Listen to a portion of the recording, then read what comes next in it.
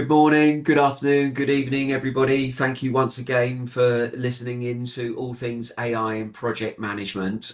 Today, I'm really excited actually. I met Dan on a panel myself last week, and what he was saying was so intriguing that I had to ask him to come and welcome him today with me.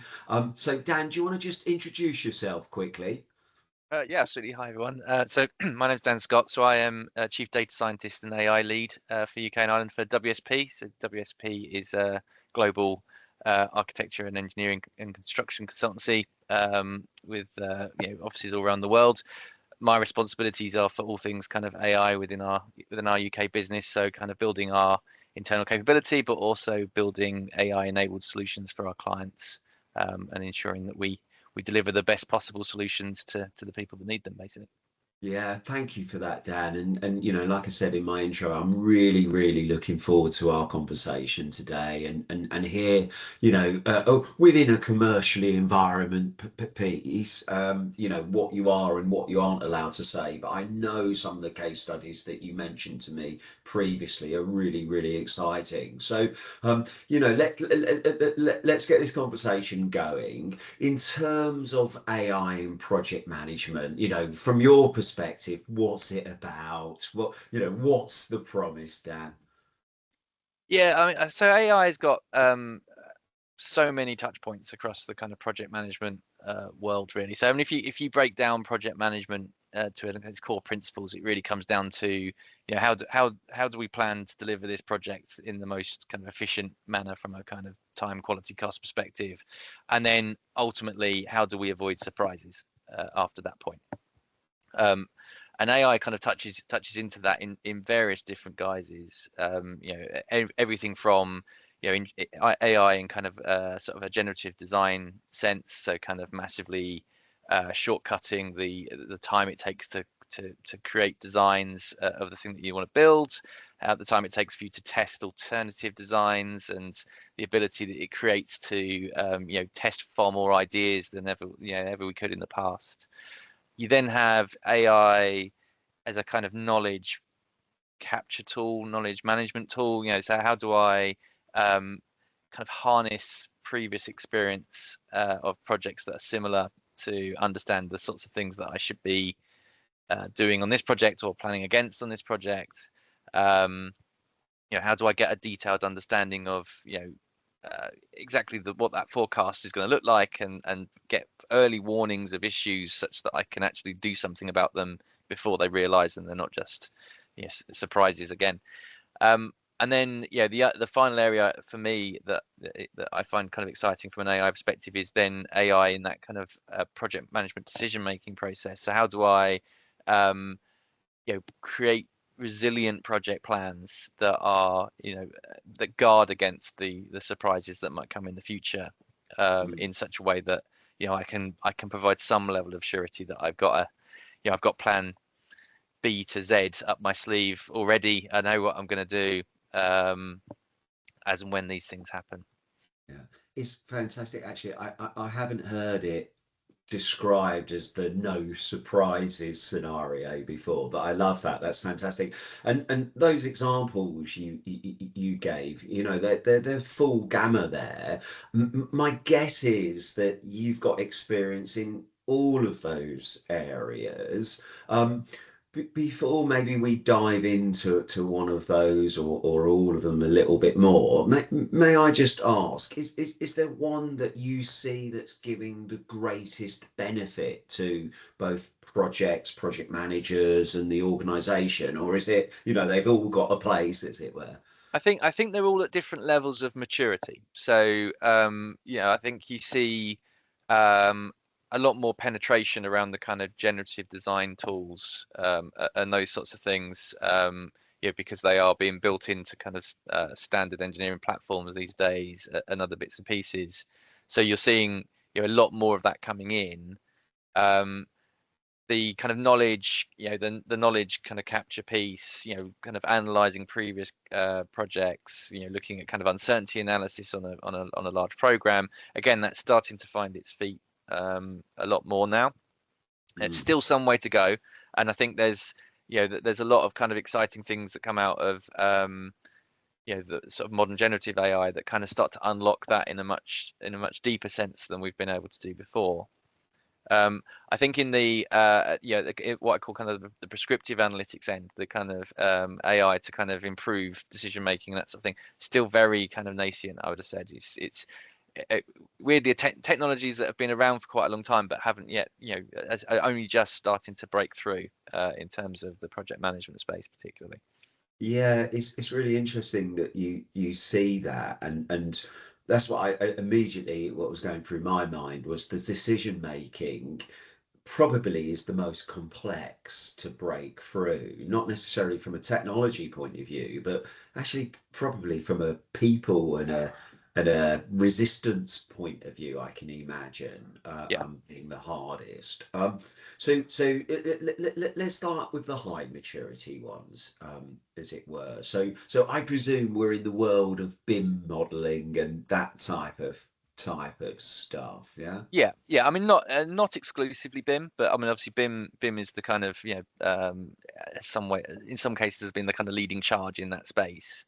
Um, but there are increasingly you know uh, more kind of variations on that theme being built. So, for instance, WSP has an AI tool which is around kind of generative design of buildings to manage kind of carbon footprint and environmental, energy efficiency and those sorts of things. Yeah. And that basically can just kind of take a basic set of parameters for a plot of land and the height of the building or whatever it is, and start to kind of just play around with millions of different designs to try and work out, okay, well, actually, how much glazing should I have on this facade, based on how much heat gain I'm going to get and how much cooling I would need to therefore install to manage that, etc., etc. And just does a lot of that kind of really detailed searching. Um, the Yeah. key aim of that being purely to not to design the building, but to kind of provide the pointers to the designers to go, okay, well, here's some themes in that design that don't don't have all of the glass on this side full width, and don't that sort of thing. Think about, could you put some kind of passive shading in here that would kind of offset that a little bit. It's really more of a kind of bring these thoughts up that might otherwise get learnt It, much later on in the process and therefore necessitate much bigger design changes. Yeah, it's interesting because immediately as you were speaking, I was jumping to that, well, where does that leave the designer type stuff? And your example there is great. It's almost the constraint management or enabling the designer. Are you finding that, the role of the designer is changing and evolving and obviously is that including an impact on the volume of designers that you need, certainly maybe at the more junior level as well? So so I think in terms of, because obviously this is like a really big topic in terms of AI as a disruptor for people's jobs and that sort of thing. I'll be honest, I, I don't. I've never seen it that way, and I've not observed any impact of that. I.e., we're not hiring fewer designers as a result of using kind of generative Mm, tools. The niche that they're fulfilling is more, in a traditional process. You every project's tight, and there's budget constraints, there's time constraints, that sort of thing, and that the design process has always been squeezed for that yes. reason. Um, and sort of, if with in a kind of, when we had none of these tools, that kind of basically meant that designers were a little bit kind of trapped into what they already knew. They kind of Mm, go, mm, right, well, mm, I've got a sort of standard way of doing this. I'm going to draw mm, this, mm, and mm, mm, that sort of thing, mm, and work their way through it. What these tools are tending to do is go, look, actually, let's just open this right up and just kind of, mm. almost explore the kind of crazy ideas as well as the kind of more sensible ones, because some out of that will be these little sparks of things you go, oh, actually, no, we could Mm. rotate the whole thing that way, and actually that would be quite interesting. That would allow us to do this, this, and this. You would, it's more of a kind of, um, again, it's just that spark of imagination that Yeah. puts that back in, but without blowing out the timescales. I mean, it's not necessarily saying you're going to find something that if we'd given designers and architects way longer to work on it, they might have come up with some of these concepts. But we no longer have to give them ages to think about it. We can now keep that within a more common constrained So, timescale. hold on a second, Dan. Are you actually telling me AI makes us more creative? I think it can do. I mean, so a very very recent example is in the last week. We've been looking at applying AI to. It sounds really boring, but kind of the siting of storage tanks within a constrained plot of land.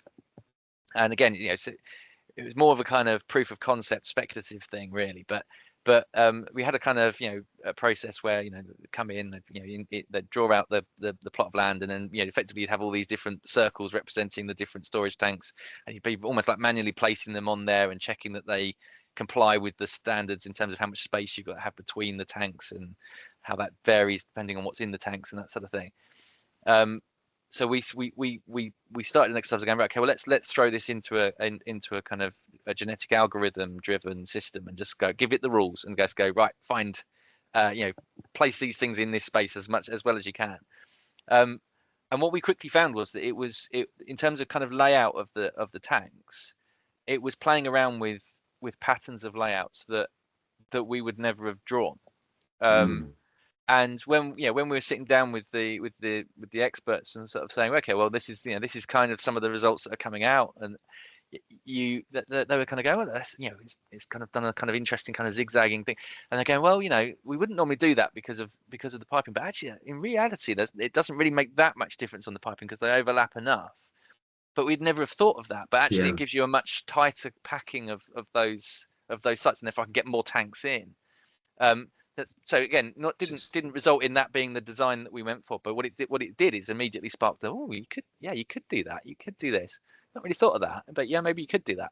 I Yeah, mean, it's no, always challenging, but it's a great example. I love it actually, and it does sound like it's enabling the designer to be more creative in its own right, which I think is a really interesting stance. Because we all hear that AI is restricting creativity, as it were. It's brilliant to hear that. I mean, I will just get, because I know people are interested in that. Does that mean that the role of the designer is evolving, and they've got to have AI type capabilities and skills to be able to, interrogate the machinery, as it were? I Are you think seeing that? I don't I think we get to a place, and we don't need every designer to be an AI expert. Yeah. That's the thing, because most of these things are um at some level repeatable, but just with different parameters. So Mhm. the way that we approach it is very much, we have people who with that AI expertise. We have them work with the designers to try and understand the actual constraints of the question. And once you go through that iteration a few times, you can start to create a kind of standardized tool that will solve that sort of problem. So now all I've got to do is pass in the shapes and the constraints and other bits and pieces and let it run, and then just get which becomes more of a kind of tool that the designer can use without necessarily the designer having to have, the ability to build it from scratch. They just need to have the ability to understand what it does, understand what it doesn't do, Yeah. but also just be able to load their design in and get their results out. And that's generally the end point that you're aiming for.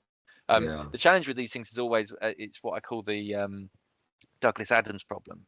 So these tools, these generative tools are sorry, I'm using generative in a kind of slightly more traditional sense rather than Yeah. Gen AI, but generative in that they create a design.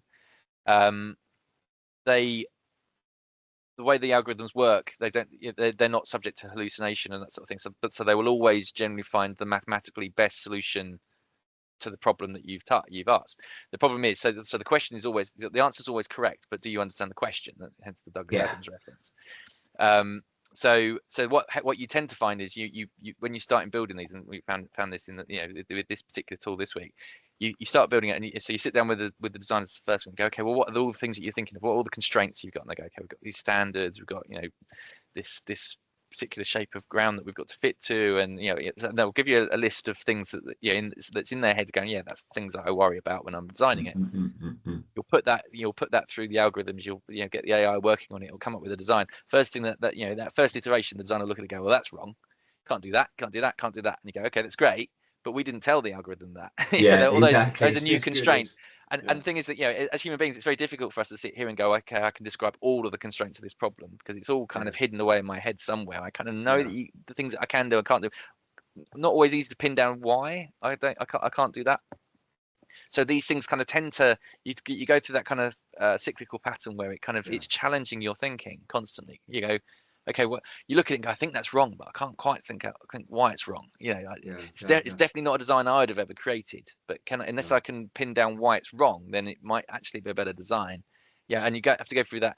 But after you've been through that cycle a few times, you can start to get a bit more confident. We've definitely captured the main Well, that's what constraints I here was that going we're to worried say, about. that iterations, and so the first time you come across that new constraint, I presume that it will be then programmed in, for want of Yeah, a better term, into the next round as well. So and those designers, because I was thinking what you were saying, it's quite interesting there about you know at some stage it was the sort of probably your team coming into the design team, but then almost as you've gone through sufficient iterations, stepping further and further away just to leave the designers to their own devices, as it were. Are you finding resistance and you have to do sort of training for people with this new world, or are people just open arms and see the benefits? I don't know. I think you kind of go through a cycle with these things. I mean, generally speaking, you're only ever going to get in to do these things when you're invited to come in. It's very difficult to do them from the outside and lob it over the fence. Because it is such a close relationship we have to have with those users, those designers, or whoever, to really understand their world, because only they understand their world, and we can't design something for that if we can't understand it. So you have to kind of build that kind of at least curiosity to kind of be invited in, and then you go through a kind of bit of a phase of well, we're not sure this is possible. We don't really think, Yeah. we think, it's interesting, it's a nice diversion for a little bit, but it's kind of, it'll never really touch me. And then you go through the first iterations and that sort of thing, and obviously the first few are a bit like, well, it's kind of, that's interesting, I'm surprised you could do that, I'm surprised you could do that quickly. Yeah, And and it's doing some things, and some of a lot of it's wrong, but there's a few things in there that make me think. And then you go through a few iterations, and then what you tend to find, if you do it right, is those designers then become your advocates. They're like, this yeah, is yeah, awesome. This is driving me yeah. to think about things I never thought about before. And But it's taking the boring bit that it took me ages of just moving circles on a diagram or something, and it's doing that really quickly. But then I'm just tweaking stuff around the edge. But it's rather than me being kind of redundant in that process, it means that my thinking's moving to a completely different level. And then you've got pull, that sort of thing, yeah, and that's the key thing. But I mean, ultimately, in the long run, I mean, I often say to people, like, I have this fancy chief data scientist title and all that sort of thing. I mean, long term aspiration, we shouldn't have data science, shouldn't be a thing. It needs to be. It only exists because it's new, and it's there's a learning curve associated with it and everything else. But over time, these skills become more and more normalized in just how we do work, how everybody does work. I find this a really interesting conversation. I'm sure we could go. It's definitely a pub conversation, that as well. In terms of the shelf life of a data scientist is a really interesting one, especially as the capability of the machinery gets improved. In its own right. It's going to learn to be beyond the data scientist as well. Now, listen, I do want to come back to the other two use cases, but there was one last point I just wanted to come back to. And again, sort of playing to what I think is on people's minds at the moment, which is, where does this leave the junior designer and that role? And does that just disappear? Or how does that junior designer get that experience and all of that sort of stuff? Is there any particular take on that, Dan? I think, I mean, it's an interesting challenge because it's yeah, you kind of see lots of organizations making very strange statements about the fact they don't need to take on grads anymore, and that's something because AI is going to replace all that, and I always think that's kind of ridiculously naive in a way. But again, I don't think these tools they're not a blocker to learning, or at least if they're done correctly, they shouldn't be, because they shouldn't be so black boxy that you can't kind of go, okay, that's interesting. Why has it done that? Yeah, all of these things, all of these AI tools require some conversation between the end user and the AI to actually describe what it is that I actually want you to do. And people forget that when we come to kind of Gen AI and we're prompting a language model, people forget that actually there's a lot of art in prompting. You have to be, particularly in a technical space, you have to be very, very precise in what you're asking for, which implies that I have to know both what I want in fairly good detail, and I also have to have a pretty good understanding of how the AI is going to respond to the way I ask it, because that becomes really important. So there's a whole load of stuff. So my general thinking on this is from a kind of new starters coming into the business, the young coming up. I think that experience will be different. It will be different, but not diminished. I think it changes, but that kind of knowledge transfer. I tend to think of it in terms of AI. It better enables knowledge transfer, or at least it should. So that it makes it a lot easier for somebody coming into into an industry to actually get up to speed with how are things done, why do we do things like that, not like that, those sorts of things, and it starts to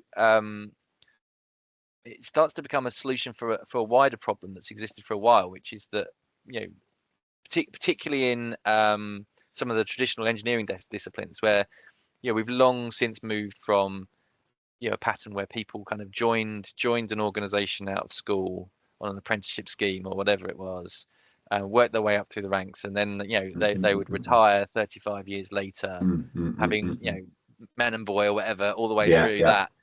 And a lot of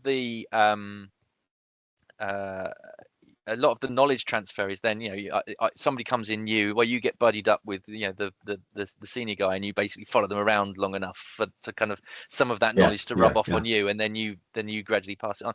The big problem that we have in most of our industries now is that the modern generations don't want to work that way. People aren't interested in working at the same place for 35 years. They want to move around. They want that broader experience.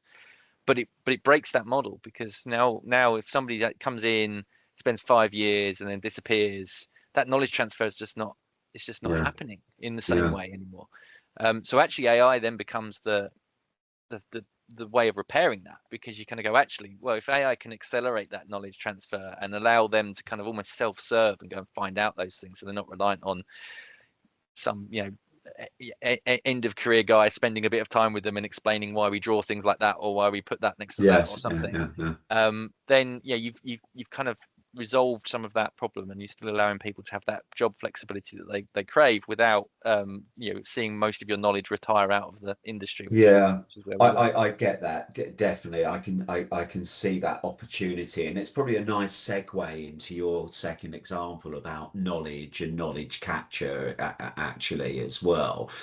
So couple of angles, and if again within the bounds of commercial relationships, about some examples of what you've done there, and also I'm quite interested about sort of in-source outsource type angle. Do you build your own? I mean, you're lucky enough, you're in a big organization that's probably got reasonably large budgets to be able to build some capability, but I do wonder about this in-source outsource, so I might come back to that, because again, in terms of people, but yeah, let's start talking about knowledge capture, and back to, I think ultimately you framed it in learning from previous experience and early warnings and all of that sort of stuff. So let's delve into that a bit, Dan. I mean, I think so one of the key areas that we see quite a lot now is building language models to interrogate data systems, and the key aim there being to take data that already existed, always did exist, but very difficult to find and very difficult to navigate Mm-hmm. and get to what you were looking for. And just bringing that, just making that kind of more at your fingertips. So I Mm-hmm. mean, a good example there would be systems that um, uh, where the key aim is to effectively decouple the design piece from the operational piece. So where you've got an organization who they have a finite number of on the ground. So that exactly the sorts of people I was talking about before. They've been Yeah. there, man and boy. They know Yeah. everything, but it's all locked in their heads. Um, and if they were coming in and designing a new water treatment facility or something like that, they would need to, somebody coming in as a designer would need to know a lot about that facility. Right, okay, well actually what is the output of that facility, and actually how much space is there in this part of the compound, and can I get a crane in here if I wanted to lift something into that space? How would who would I talk to about getting the road closure I need to get into there? And and what other things are there that I might need to move or connect into? Or there's a whole load of very, very specific knowledge there that as a designer I would need to know. Um, and traditionally the way that would work is the designers, that organization would come and hire in a load of designers, and then they would spend the next 6-12 months really annoying the operational staff. Oh, just Yeah. one question. Can you Yeah. just ask this? And if the operational team aren't able to answer that straight away, then there's a delay because the design team is sitting there going, well, I can't finish this Yeah. until I Yeah. know that. Yeah.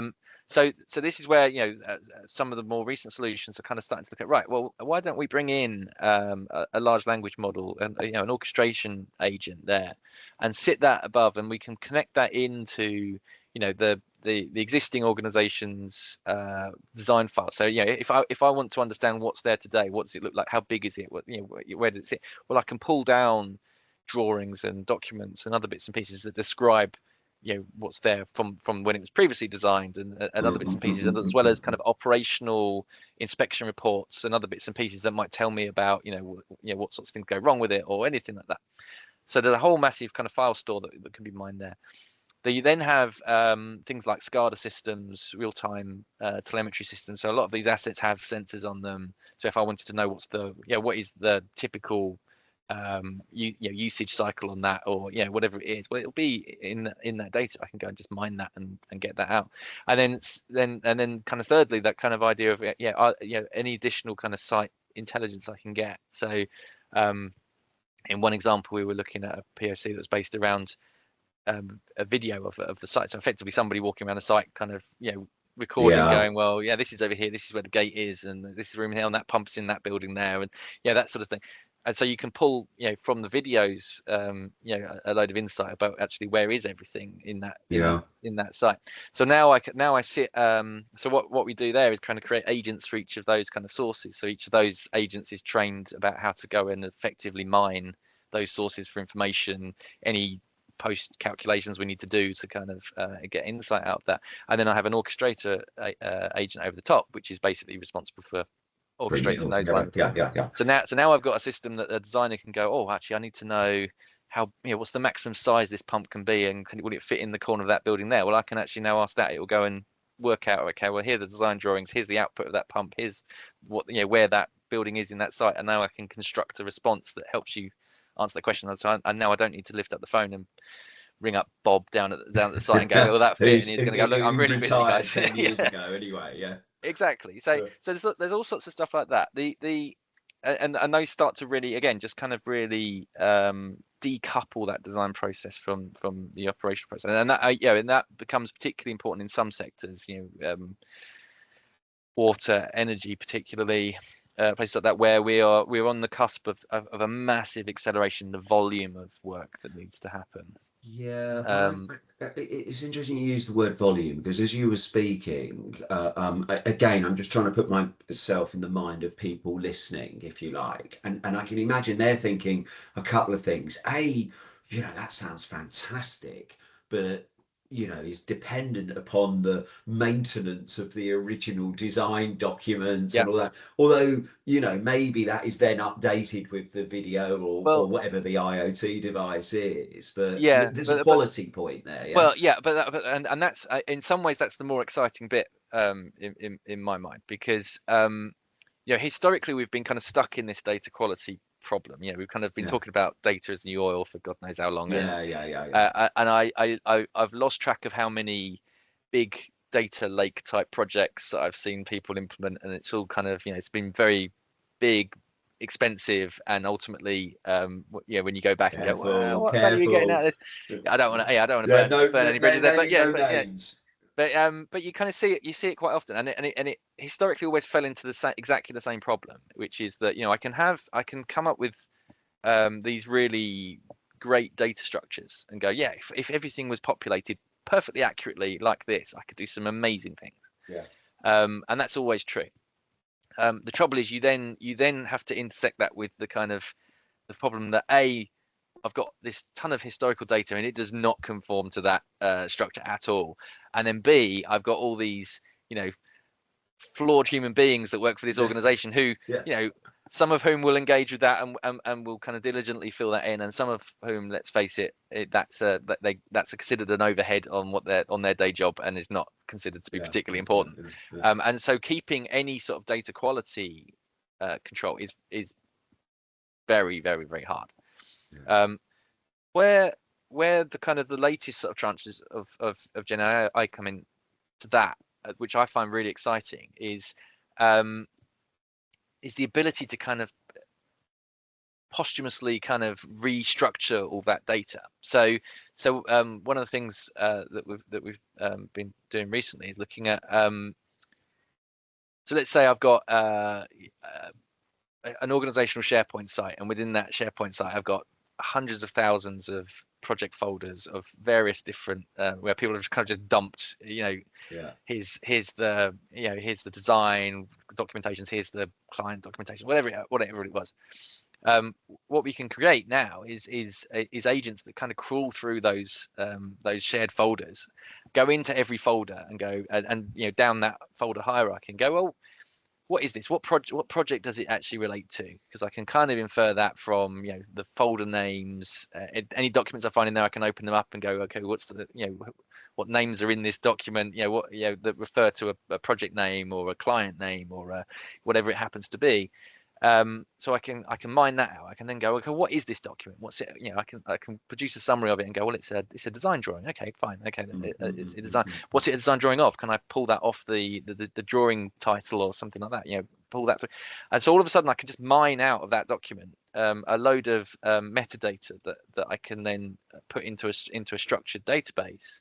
I leave all the documents exactly where they are, but the database now is a kind of properly structured. This is what I've got. This is where to find it. This is what project it relates to, and that sort of thing. So all of a sudden, I've now taken, 10, 20 years worth of historical documents, and I've now got the ability to actually retrospectively structure that in a way I can now mine it for information as much as I want. And my guess is, Dan, once you've done that once, the second time you do it, it's a fairly rapid exercise as well to set it up. In many ways, the tricky bit is just getting the kind of the technology stack kind of set up so that it knows how to crawl that environment and knows what sorts of things to look for. Once you've done that, it's very straightforward. And the technology now is incredible. I mean, I think again, I won't talk about which client, but there was a client where we were looking at restructuring the data ready for an LLM, and they were sending us these PDFs, and these PDFs were basically like the last 20 years worth of inspection reports scanned and then appended to each other. Not even, so these were like literally written reports in many cases. Sometimes they had like little scribbled drawings on them. They were scanned. Sometimes they were scanned upside down. So it wasn't. And so you'd get these like these PDFs running to hundreds and hundreds of pages of just inspection report after inspection report, and to the point we go, I'm not even sure why they kept them. I mean, who was going to ever scroll through to find that one? But now we can put those through, vision-based models and other bits and pieces. And so, we can give it a description to say, okay, well, you're going to have the asset number up here, and you're going to have whoever did the inspection, then they're going to probably put their name there, and they're going to capture these fields, and all of a sudden we can just strip that data straight out of there and just put that into a table and go, right, there you So go.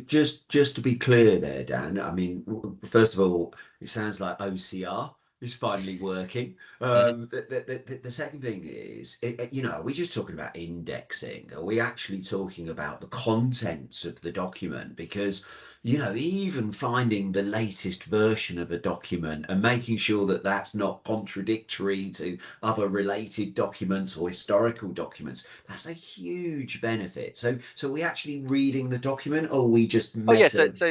in that case, the agents themselves are actually opening the document. So what we would tend to do is get them to write me a summary of the contents of this document. Mm, Um, Now in that first pass, we're normally doing it as a it is more of a that first pass is more of an indexing thing than anything else. In that I want enough of a summary to know what it is, to know if I'm yeah, interested to go back and use it for something else. yeah. Um, what you then do is start to layer in your second level of AI, which might say, okay, I would like to, in a project management sense, I'd like to uh, get the cost estimates for every project that's similar to the one I'm about to do. That Yeah. is, so now I can use that index, go and grab all of those files that fall within that group, pull those into a separate database, a separate vector database or something like that, and then now do a kind of more traditional LLM Awesome. mining of those to say, right, Yeah. actually, what would if I was going to predict the cost for this new project, what do they tell me? Summarize the typical cost elements that go into similar projects Yeah. and pull that through. This is, I mean, this is archiving. Are we saying the data lake is dead? Is that what we just said? I don't think it's dead. I mean, I think in some ways, because you still have the challenge around access. You still need the places that people can put data, and places where people can find data efficiently. Mm, mm, mm, mm, And you need places where you can plug in things like dashboards and anything mm, else that mm, you're going mm, to want mm, to do. mm, So mm, mm. so that still exists as a need. What this does is kind of I believe is kind of unlock that in a way that you couldn't do before. Because I think historically we've been kind of guilty of thinking if we build the right technology, everyone will just kind of come and it will Yeah, sort itself yeah, out. yeah, yeah, yeah. And I think we can definitively say that's not true. But this is then a kind of way of solving that challenge. Um, and obviously you don't as you say, this is really more of a kind of AI librarian than Yeah, anything else. I, So I actually think we can go further, and your point about build it and they will come, and I was really reflecting on that just as you were saying it, because I was thinking this is almost, if I go back to what you said earlier about the shelf life of a data scientist. So if I change the word data scientist to business analyst as almost the bridge between the business and the technology, which then drags the infrastructure end of technology forward. Isn't that fantastic? Is that's what we really want here, isn't it? To translate business into needs, as it were. Is that something? Does that make sense to you? I I, I think so. Yeah. I mean, like I said, I think those roles are going to evolve, considerably over the next sort of 5 to 10 years. I would imagine. I think the technology will gradually simplify, and therefore the kind of the entry point will move. Um, yeah, I think there's we have all of these kind of interim roles that exist just because of the gap between this massive Yeah, pile, this ridiculously large pile of data I've got, and then the actual things I need to do. And there's always been this kind of gap between, well, how do I get from that massive pile of data to something that helps me do the day job? yeah, And so what we have people like myself who kind of sit in that void in the middle, trying to kind yeah, of work out the best ways of yeah, yeah, moving. yeah, Um, but that you kind of I think gradually that void shrinks down and becomes more normalized, that I will have the tools at my disposal to very easily get into that data, and I will have the knowledge to know what I'm looking for and what would be yeah, relevant and what won't be relevant, and how to use that, how to actually um, fold that into the decisions I actually need to make. Because it's we focus a lot on data, mm, because because it's a challenge. It's yeah, hard to solve, um, but there's a cognitive fallacy in there, because we kind of assume that um, if I had more data at my fingertips, I'd make a better decision. yeah, And the kind of the business analyst, the whole BI push and that sort of thing. We've Yeah. got dashboards coming out of our ears. Yeah. Does it help me make a better decision? Not really. It's kind of, I, I get a lot of, I have a lot of stuff I can see. Some of that will kind of help me understand something, but a lot of the time it's actually, as human beings, we're not necessarily well equipped to make data-driven decisions unless the data well, is so obviously telling us one thing and not another. Yeah, I wrote it down in my book earlier. I mean, I think there's almost like a law of diminishing returns with data, not just from a technical perspective, which we'll come on to in terms of decision making, but also from a data overload point of view. If you go back to what you said earlier, one of the benefits being that, AI driven solutions can do all of these masses of ideas that we couldn't even think Mhm. about. You know, couldn't think about, don't need to think about. It's a mute point. But I get this point about data overload as well. We talked about data quality. Now we're talking about data overload. I think also, you know, I think if we think about, well, as that void diminishes, well, what are those roles of the future? I think that's almost what everybody's starting to talk about, and I wonder whether they're talking too soon about it as well, and just need to get on with how do you get on with it today, rather than worry Mm. about how AI and the human blends together and all of this sort of stuff. So, Yeah, I think AI is something that we need to. I tend to feel that we need to live with it and for long enough to work out exactly where it's valuable and where it's not. Um, yeah, so I think a lot of that will play itself out. I have no doubt that I think that kind of basic AI knowledge, skill set, and that sort of thing will gradually bleed into just every role yeah, everywhere. It's big. yeah, It already is something that you're interacting with on almost a daily basis anyway. That's only going to increase. yeah. That sort of thing. But I see all sorts of, and again, kind of classic hype cycle stuff. So I mean, this morning I was reading another article about the AI generated actress that they're trying to push and saying, oh, films are going to be acted out by AI, and you go, really? I mean, technically it's entirely feasible, but that would be awful. So Yeah, actually, yeah, yeah, as yeah. somebody who watches films, I don't think I'd enjoy that. I don't think I'd get Yeah, anything I'm really out of sure that. there will be a certain edge of that, and some people will. I guess it's where it's confused, where you're not quite sure where the AI is and where the human is, because we can see the technology's not that far away where you can't tell the difference. So I get that, but actually, this is a really nice segue into the third area that we talked about at the beginning, which was decision making.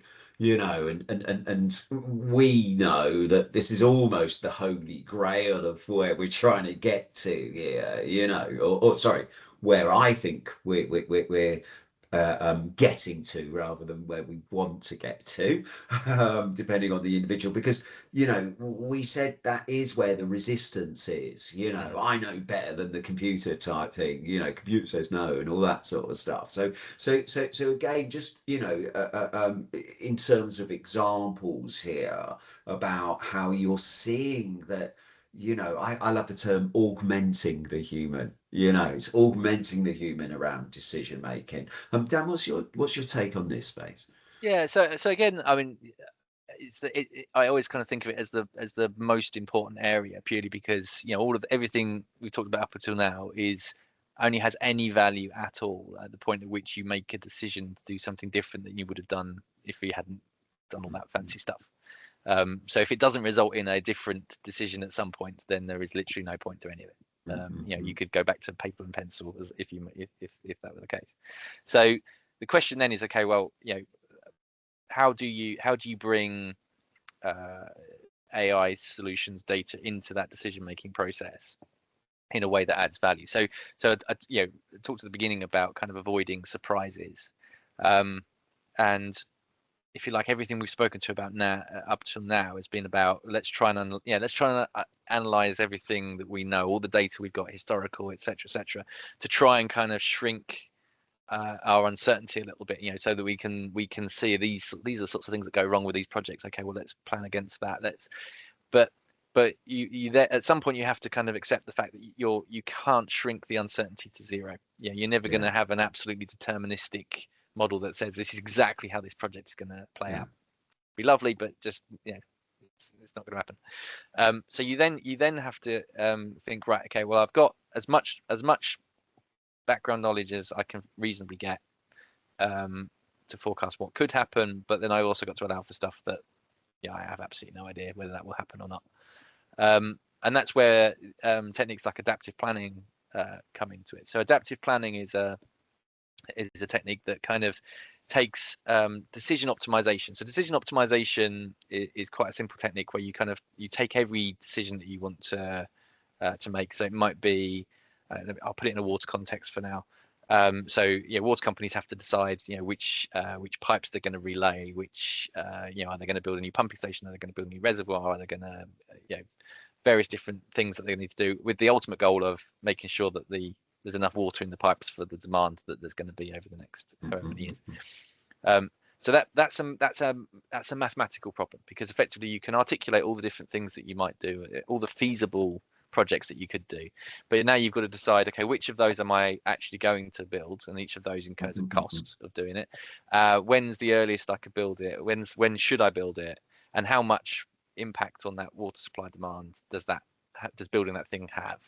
So that's now kind of articulated now as a mathematical problem. Okay, if I wanted to do that at the lowest cost, what is the cheapest way of making sure I've got enough water over time? If I wanted to do it with the lowest environmental impact, what's the lowest carbon impact of doing that, or habitat loss, or any combination of those, if I wanted to balance habitat loss against cost of everything else. And I've got and I might be doing that in while also having to hit certain commitments to Ofwat or something. So that's a pure optimization problem. You can put that through an optimization algorithm. So as long as you've articulated, using all that insight that you've got from your data mining and everything else, as long as you articulate that, then effectively it's going to come back and go, well, that's the best plan. There you go. That's it.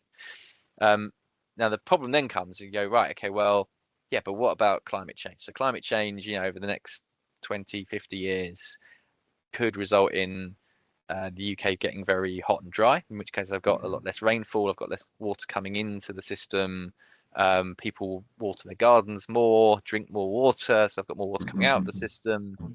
That's completely shifted my supply demand problem. Climate change could result in a hotter, wetter future for the UK, in which case I've actually got I've got too much water coming into the system. Now I've got a sewage problem, and other bits and pieces like that. But maybe I haven't got a problem with supply, as long as I can actually capture all that volume of water. I might have a future where actually not much has changed, but maybe my population centres suddenly grow considerably. We get a lot more immigration, or a lot more movement from rural areas to urban areas, or vice versa. So it's moving where the demand is, and so there's all these different things that we can kind of go, well, could they happen? Yeah. Will they happen? No idea. It's like climate change. Yeah, it's going to happen, but to what level? I don't know. We've got forecasts, but it's difficult to say how bad it could be. So now you're going to go, right, okay, well, I've got a decision that I need to make now as part of that kind of optimized project selection, which might include things in there that are very long lead items. So if I was considering building a reservoir, it might take 18, 20 years, from start to finish, before, in terms of land purchase, planning, consultation, everything else. There's a long cycle before I even get the diggers in to start excavating everything that I need to do, and worry about how I'm piping it into the network and everything else. I don't build reservoirs overnight. So if I need a reservoir, I need to plan well ahead of when I actually need the water in that reservoir. And the trouble is, if it's going to take me 20 years to build, the consequence of realizing, oh, you know what, we haven't got enough water, well, you're 20 years away from having enough, because that's gonna so that's a big challenge. And then the other challenge, of course, is that reservoirs are spectacularly expensive to build. They have all sorts of other benefits, but they ultimately in pound note terms, they are very, very expensive. So if you're the board of a water company, you're going, well, do we really need to build this reservoir? Could we get away with just reducing a bit more leakage in the pipes, and that sort of thing, a few more leaflets through people's doors saying, please don't flush your toilet too much, that sort of stuff. So do you really need it? So that's where adaptive planning comes in, because it allows you to kind of just test, right, okay, I've got lots of different ways that the future could unfold around the supply demand, around technology change over time, around various other bits and pieces. So I can run thousands of scenarios there, where combinatorially with changes in population, changes in climate, changes in technology, whatever it's going to be. And what I can do is optimize thousands and thousands of those plans. So, which then kind of I can start to look at the outcomes of that and go, well, if I look at any particular thing that I want to build, that I'm considering building in there, in how many of those futures do I choose to build it? Do I only build it in like hot climate, dry climate kind of futures where population is high, or do I build it, pretty much regardless of what the future looks like? Because if in that latter one, I can go, great, it's not subject to the uncertainty. I can just get on and plan it and build it. Whereas other things in that process, I go, well, I only build it at in futures that look worse than this, or better than that. And it, so then it it still, sorry Dan, it still sounds to me like that's a mathematical model. And like you said, we touched on several subjects about perhaps too much data, too many scenarios, all of that things. But I think what it doesn't get to is and you talked about the future. Yeah. And I think that the biggest challenge of the future for me is us humans that tend to take random decisions, or and I'm sure they're not random, but ultimately, they're semi-random, or I can give you the best scenario with all of that modeled out, but I can still ignore it and decide that that's what I want to do because my mate down the golf club told me that's what I should, that type of scenario, and I think for me, again, this goes back to the augmentation point. You can get it so far, and then once that decision's made, so it's almost like going into decision making with your eyes wide open, which is probably going to change decisions over time. But yeah, you I still mean, get random and ones. indeed we have seen decisions change, as a result of these technologies. So I won't go into specific examples, but Yeah, you kind of have, because what you tend to have, because you're exactly right. I mean, ultimately the decision is made by a human being. Human beings are, we make decisions often more on emotional drivers rather than logical ones. But what you see is, where we've implemented these solutions, some clients are kind of going, right, yeah, actually we just want to know the right answer. And more clients than that tend to be, we want justification for the answer we yeah, already want. exactly. The And answer that we've already got, that we've yeah, made up, can you just and so validate that? Yeah, and again, it comes back to that sort of Douglas Adams thing. But you kind of then going, right, okay, well, let's build the model, let's build it up, let's run it across all these different futures and actually see what, from a purely mathematical yeah, sense, yeah, what does it choose to do? And then you go, okay, well, what it shows them to do is fundamentally different to what you choose to do. So what we can then do is sort of take your plan and yeah, fold that in and look across all the metrics that you say as a business that you're interested in. These are your KPIs that you're saying that, and your strategy says these are the most important pillars yeah, of yeah, yeah, things yeah. that we want to do. Great. So we can now do a direct side by side comparison, your plan versus the AI's plan. And go, oh yeah, your plan is performing a lot worse, Yeah. and we can be quite specific. It performs a lot worse under, if actually the future looked like this, you're going to be in trouble. This would Yeah. just not work. And so it kind of provides that kind of that tension, that challenge back to sort of Yeah, say, are you sure? Are you sure you want to yeah, do that? And then, and what we tend to end up that in those cases is you end up with a kind of hybrid where you kind of go, look, these are sort of sub elements of the decisions that we're making that are kind of unbreakable. One example without revealing any names, somebody had promised had promised their local MP and therefore someone else that was definitely going to happen. yeah. Even though It's not the right scenario. Yeah, yeah, yeah, it wasn't ideal. I mean, it wasn't yeah, wrong, but yeah, it wasn't the yeah, best you could have done. So you go, right, fine. That's not ideal, but it is what it is. So you fix that in. So now I go back to the AI and go, well, you're going to have to do that one then, but try and just fit everything Mm, else mm, mm, around it mm, as best you mm, can. mm, mm, mm, mm, mm. And then there's going to be other things where you go, well, normally we do that, but actually, I can kind of see that. I can kind of see why you do. And again, those are the ones that you can then start to shift a little bit, or at Yeah. least I, modify, or that sort of thing. I, And it starts to steer you slightly towards the better solution. yeah, I would hope. I mean, there's two reflections there. One, I would hope in the longer term people, you know, A, recognize that this is ultimately probability decision making, you know, and therefore, based on probability, you are more likely to take the recommendation. So hopefully in the long term, I think, you know, our point earlier about people being the you know, the resistance, as it were. So hopefully in the long term, as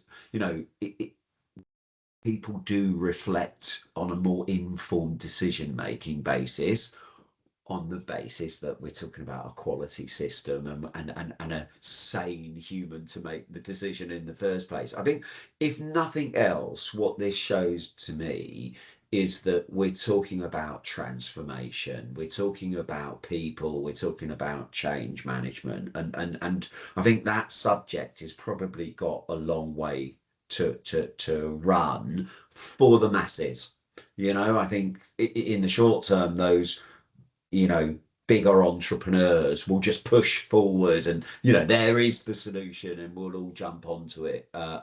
You know, because without jumping around a bit, I remember speaking to somebody who worked in the police force who brought in body cams for the first time, and he then went into AI into the control room, and he you know, he's very clear: I can predict the most likely crime in the most likely location by the most likely person today, Lloyd, you know, and this was several years ago now. So you know, you can see this, but for me, it's a really interesting conversation. Now, listen, we've almost been talking an hour, which is unheard of. So we are going to have to bring the conversation to an end. So let's try and wrap this up in terms of one big message, you know, or one big takeaway from yourself, Dan. What's your thoughts on that?